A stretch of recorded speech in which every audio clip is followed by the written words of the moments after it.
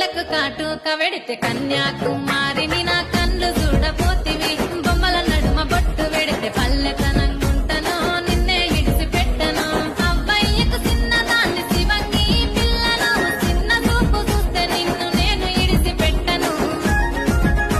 ఓ పిల్లగా అరరే ఓ పిల్లగా అమ్మో ఓ పిల్లగా ఎంకటేసు చూడకపోతుంటవో కానకపోతుంటవో నా పిల్లగా ఎంకటేసు చూడకపోతుంటవో కానకపోతుంటవో